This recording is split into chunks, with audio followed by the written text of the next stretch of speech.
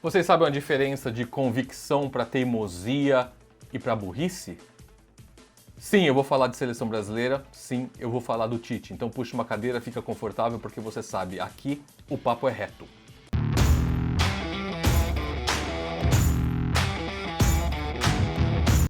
Muito bem, pessoal, se você curte esse conteúdo voltado para esportes, especialmente futebol, então não precisa deixar like agora, se inscrever no canal nesse momento, nada disso. Assiste o vídeo até o final, como eu costumo falar, e esse é o que eu considero certo. E lá no final do vídeo, se você achou legal, se trouxe alguma informação, alguma análise, algum comentário, ou se pelo menos você se divertiu falando de futebol, que é algo que todos nós adoramos, todos nós amamos, aí sim, considere a possibilidade de deixar um like pra gente, se inscrever aqui no canal, compartilhar esse vídeo com seus amigos, todo mundo que vocês conhecem, que curtem futebol, que adoram futebol como a gente. E acima de tudo, usem os espaços aqui embaixo de comentários para deixar as ideias de vocês, a opinião de vocês, o que vocês acham sobre tudo que foi discutido aqui. E mesmo para propor assuntos, às vezes a gente não falou algo que vocês entendem ser relevante, deixem a sugestão ali, isso é muito importante, ouvir vocês é muito importante, porque como eu sempre falo, todo o conteúdo aqui do Papo Reto é voltado para vocês. Então nos ajudem a fazer esse modelo, a fazer esse conteúdo, ok? Então vamos pro vídeo. Bom, turma, antes de mais nada, aqui ninguém está aqui para ofender, para magoar ninguém. Quando a gente fala em termos como burro ou burrice, são jargões do futebol, como juiz ladrão, por exemplo. Quando você fala juiz ladrão, você não está dizendo que ele assaltou alguém ou que ele furtou alguém, entrou no banco, nada disso.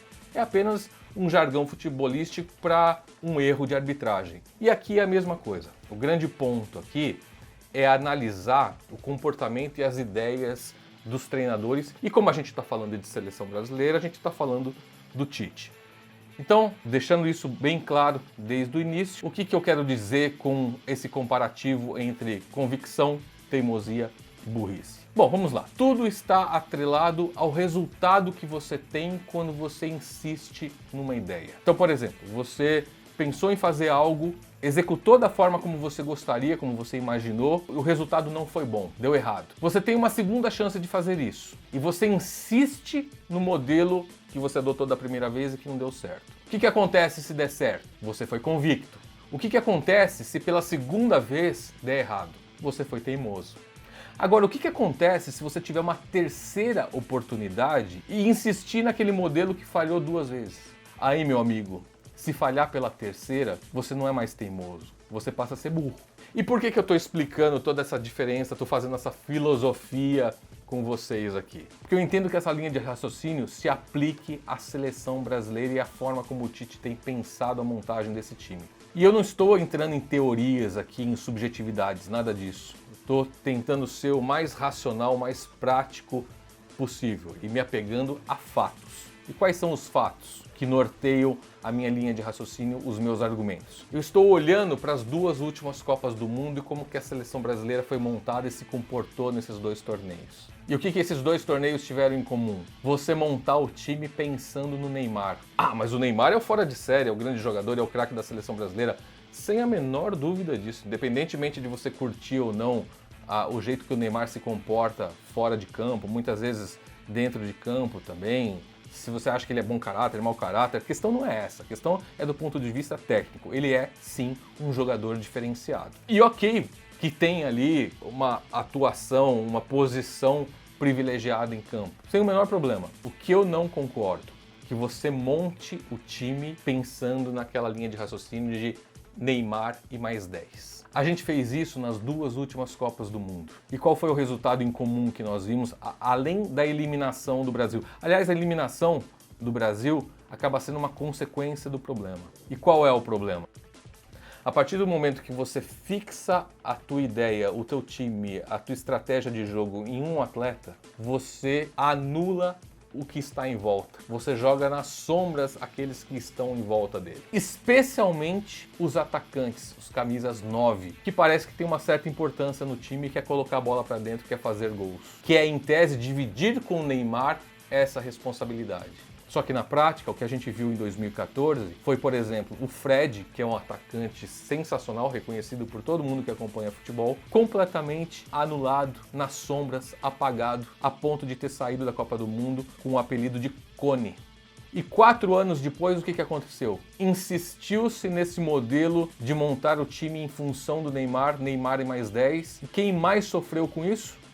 Gabriel Jesus. Deixou a Copa do Mundo, camisa 9 da seleção brasileira, sem marcar um gol sequer. Foi a primeira vez que aconteceu isso com o futebol brasileiro em Copas do Mundo. Então você usou esse sistema com o Felipão em 2014 e não deu certo. O Tite insistiu com isso em 2018, também não deu certo. Então o Tite já caiu aqui na questão da teimosia. O ano que vem tem a terceira oportunidade. E a razão de eu ter feito esse vídeo é porque eu estou muito preocupado com essa possibilidade de o Tite mais uma vez insistir nesse modelo de Neymar e mais 10. E aí que eu digo que você passa da teimosia para a burrice. Ah, você está chamando o Tite de burro? Não, não. O Tite é um cara muito inteligente, esclarecido, educado, não é nada disso. De novo, estou apenas apelando para um jargão do futebol. E até por ser inteligente, tenho fé ainda que ele não vai cair nessa armadilha mais uma vez. Mesmo porque, minha gente, é muito arriscado. São vários os fatores que fazem com que esse jogador, essa sua aposta, esse craque e mais 10, são vários os fatores que podem comprometer o desempenho desse craque. Certamente ele vai ser muito bem marcado, todos sabem que ele é craque, todos sabem que a bola vai passar pelo pé dele, evidentemente que ele vai sofrer uma marcação mais forte. Haja vista como foi a marcação da Argentina na final da Copa América. E aliás, nada do que eu estou falando aqui deve-se à derrota do Brasil na final da Copa América. É simplesmente pensando numa projeção para a Copa do Mundo, como eu disse para vocês, baseando-me nas 2 últimas Copas do Mundo. Não estou falando nada a ver com o resultado de Copa América.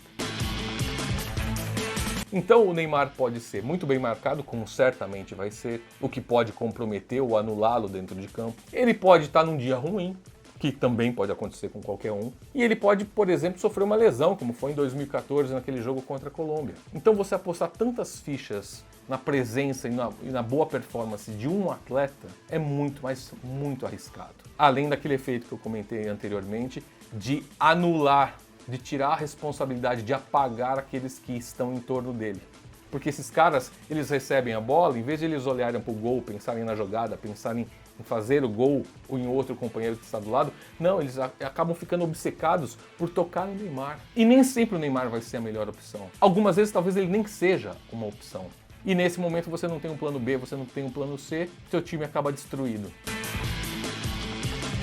Mas enfim, o que vocês pensam sobre isso? Estou viajando demais, as minhas preocupações aqui fazem sentido. Deixa nos comentários a opinião de vocês, as reflexões de vocês sobre essa montagem da seleção brasileira. Quais são os caminhos que o Tite pode tomar para formar esse grupo? O grupo já está formado, né? Mas para desenvolver essa estratégia de jogo pensando numa Copa do Mundo. E agora sim, se a gente conseguiu trazer alguma informação, alguma reflexão relevante para vocês, ou se a gente conseguiu só divertir vocês falando de futebol, que é algo que todos nós adoramos, então sim, agora deixa um like pra gente, se inscreve aqui no canal, compartilha esse vídeo com todo mundo que vocês conhecem, que gostam do assunto e deixem as opiniões de vocês nos espaços de comentários, ok?